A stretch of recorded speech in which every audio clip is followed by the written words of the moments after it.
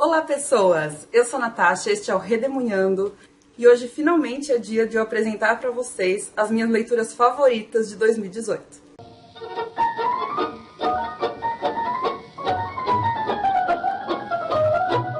Chegou o dia, finalmente, todo mundo me perguntando se vai sair vídeo com as leituras favoritas. Vai, é esse. 2018 foi um ótimo ano para as minhas leituras. Se você ainda não viu, saiu um monte de vídeo ultimamente com o meu balanço de leituras de 2018, balanço de projetos literários que eu fiz, se deram certo ou não, etc, etc, etc. Além disso, eu tenho que esclarecer uma coisa aqui para vocês, porque há pouco tempo saiu um vídeo com as 18 excelentes leituras de 2018. E agora tá saindo esse aqui com as 9 leituras favoritas de 2018. Qual que é a diferença entre leituras excelentes e leituras favoritas?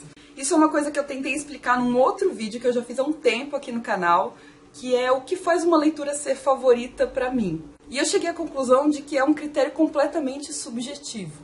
Essas 9 leituras que eu vou apresentar aqui pra vocês têm justamente esse critério. São leituras que mexeram emocionalmente comigo. São leituras que me emocionaram, basicamente. Enquanto que as 18 excelentes leituras que eu apresentei para vocês no vídeo passado são leituras que eu recomendo para todo mundo. Assim, eu achei excelentes, elas só não me atingiram num nível interno tão grande. Tanto que lá nas leituras excelentes eu apresentei muitos livros de não ficção para vocês. Ou seja, livros maravilhosos, mas que não mexem com o meu coração, entendeu? Mas obviamente isso não é uma divisão estanque. Por exemplo, aqui no de hoje tem também livros de não ficção. Assim como tem livro de ficção lá naquele outro vídeo. Então vamos lá, sem delongas, eu vou apresentar os livros para vocês aqui na ordem que eles foram lidos. Não é uma ordem de preferência. Começando em janeiro com um livro que eu amei, Silas Marner, O Tecelão de Raveloe, da George Eliot, pela José Olímpio. Esse livro eu pedi de parceria com o Grupo Editorial Record no outro ano, né, em 2017. E eu tava meio deixando de lado para ler. Até que a Isa, do canal Livrisa, que é maravilhosa, a Isa é muito sensível, né, gente? E ela me mandou uma mensagem no Instagram, falando assim, Nath, você tem que ler esse livro. Aí eu simplesmente larguei o que eu estava fazendo e fui ler esse livro, porque quando a Isa manda, é uma ordem. E conforme a previsão da Isa, eu realmente amei esse livro. Eu achei ele lindamente escrito. É um livro publicado em 1861, e George Eliot é o pseudônimo de Mary Ann Evans, uma autora vitoriana, que a gente conhece por esse pseudônimo masculino. E a história gira em torno desse protagonista, que é o Silas Marner. Ele é um tecelão que concentra muitas coisas na figura dele. Ele é um personagem muito interessante. Ele é um forasteiro, então ele é visto com muita desconfiança por uma população rural da Inglaterra do século XIX. Aliás, eu nem me lembro, eu acho que esse livro se passa até no final do século XVIII. Então é mais antigo ainda, né, a mentalidade que ela quer retratar aqui. Mas é uma história legal, assim, você quer saber o que vai acontecer com o personagem e como é que aquela comunidade reage a esse elemento estranho que chega na cidade, em Raveloe, né? E ele vai sofrer uma série de coisas. Ao mesmo tempo que ele sofre uma perda terrível, ele tem um ganho magnífico também. Então, quem quiser ler, leia, é muito bom mesmo, gente, para conhecer uma autora nova e antiga ao mesmo tempo, porque a gente não costuma ler George Eliot, né? Eu acho que nem tem muitas traduções aqui pro Brasil, mas vale muito a pena porque a mulher escreve bem, viu? Segunda leitura favorita do ano foi uma leitura conjunta que eu fiz com meu amigo Giovanni Salles. Eu vi esse livro na lista de favoritos do ano de 2017, de muitos veículos, né? Muitas revistas, muita gente. E eu já estava curiosa para lê-lo pela capa e conseguiu me surpreender, apesar das altas expectativas que eu já tinha. É o livro Manual da Faxineira, da Lucia Berling, pela Companhia das Letras. Agora eu não sei como é que se fala o nome dela, porque ela tem raízes latinas, mas ela é norte-americana, então eu falo como se fosse norte-americana, né? Lucia Berling. Mas pode ser, em espanhol, pode ser Lucia Berlim, não sei. Mas ela teve uma vida muito louca e esses contos mesclam ficção e realidade. Você nunca sabe se ela está falando da vida dela ou se ela está criando, né, uma personagem. E isso não importa, no final das contas, porque as histórias são muito interessantes, os contos dela são pungentes, é uma escrita muito única, eu não sei nem descrever direito assim, o estilo dela. É direto, é seco, mas é provocador ao mesmo tempo. Gente, eu gostei muito de vários desses contos. Eu marquei os contos que eu mais gostei, ó, vocês podem ver que foram vários. E foi uma leitura incrível, como eu achei que seria. Mexeu comigo mesmo. Terceira leitura favorita de 2018 foi o livro Contato, do Carl Sagan, pela Companhia de Bolso. Carl Sagan é um astrofísico, já falecido, mas que fazia muita divulgação científica. E esse livro é um livro de ficção científica do Sagan. É a história da Ellie, uma menina muito curiosa, muito amante do saber. E quando ela cresce, ela vira uma astrofísica e ela começa a pesquisar ondas no espaço sideral. Chega um momento em que ela capta ondas vindas do universo, ela não sabe de onde. E essas ondas contêm uma mensagem. Então o livro é ela e todo mundo tentando traduzir essa mensagem para saber o que aquilo significa. Tem um momentinho um pouco estranho, assim, um pouco místico lá pro final, que eu achei esquisito. Mas o livro como um todo é ótimo, assim. Isso é ficção científica mesmo, porque é muita ciência misturada com muita ficção, sabe? Tem discussões altamente filosóficas sobre o papel da ciência, o papel da fé. Ele vai trabalhar muito essa questão da fé. E o que eu gostei muito foi o retrato ficcional, né? Porém, também contextual, da Guerra Fria. Esse livro se passa durante a Guerra Fria. E aqui a gente consegue vislumbrar como funcionava a teia política da época da Guerra Fria.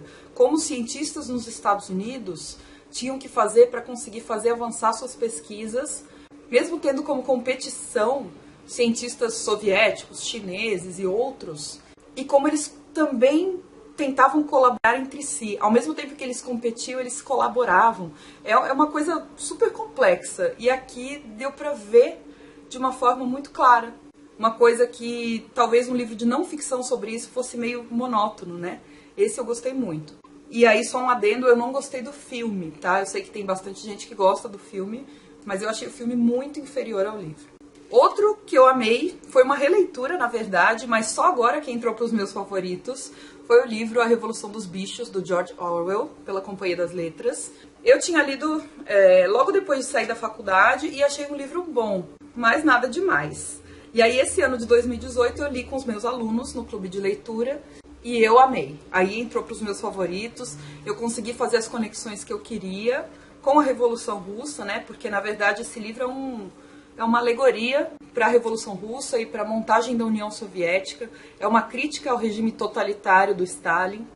Eu não fiz vídeo sobre ele porque eu quero reler de novo, lendo paralelamente alguma outra coisa, falando sobre a Revolução Russa, só para poder fazer justamente as conexões bem específicas, mas dessa releitura eu achei genial. Lá para o meio do ano, eu li Becos da Memória, da Conceição Evaristo, pela editora Palas. A Conceição eu já conhecia do livro de contos Olhos d'Água, que eu achei um livro ótimo, mas esse aqui, para mim, foi magnífico. É a história de uma favela que vai ser desmontada, uma favela que vai ser destruída, basicamente, né, para dar lugar a outras coisas mais economicamente interessantes. E é um livro também que mescla memória e ficção. É o que a Conceição chama de escrevivência. Ela tem uma memória de algumas coisas que ela escreveu aqui. Inclusive dizem que ela tem muito da personagem principal. Aliás, é até difícil de falar de personagem principal nesse livro porque ele é muito fragmentado. Mas é um livro muito bonito, assim, ele é poético, além de altamente crítico em termos sociais. Muito consciente do que ela está escrevendo, sabe? E essa coisa da fragmentação do texto remete muito à fragmentação da estrutura geográfica da favela. Então assim, maravilhoso. Um livro lindo em todos os aspectos. No estilo, no conteúdo, na forma, em tudo. Outro que foi favorito do ano e da vida, que caiu no meu colo, basicamente, porque a autora veio me procurar e perguntar se eu não queria ler o livro dela. E eu falei sim, na hora, porque eu já tinha ouvido falar muito bem do livro dela, eu estava procurando, mas era um livro que estava difícil de conseguir. É O Peso do Pássaro Morto, da Aline Bay, pela editora Nós. Agora eu acho que o livro está disponível, porque ele ganhou prêmio São Paulo. Se vocês puderem, comprem direto com a Aline, ela é muito prestativa, o preço estava igual ao do site e ela manda com dedicatória, dá para conversar com ela depois da leitura do livro, ela é uma querida. E esse livro eu já passei para minha mãe, ela também amou. O Peso do Pássaro Morto conta a história de uma mulher e retrata nos capítulos todas essas idades que estão aqui na capa. Então, fala dela com 8 anos, com 17, com 18, com 28, até chegar aos 52. É a história dessa mulher contada de um jeito muito, muito forte. É até difícil achar palavra para isso, mas é um jeito muito forte. O formato é em versos, como se fossem em versos, mas não é poesia, é um livro de prosa. E a Aline Bey usa esses versos como maneira de utilizar os silêncios na fala. Eu ouvi ela falando isso numa entrevista que deu para o Humberto, do canal Primeira Prateleira. Eu vou deixar o link para a entrevista lá no box de descrição do vídeo. E, gente, que livrão! É um livro muito bonito e muito triste ao mesmo tempo. Se você gosta dessa pegada melancólica em livros, leia.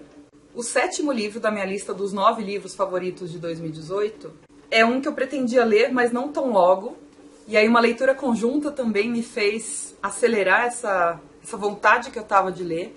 Caliban e a Bruxa, da Silvia Federici, pela editora Elefante, com tradução do coletivo Sicórax.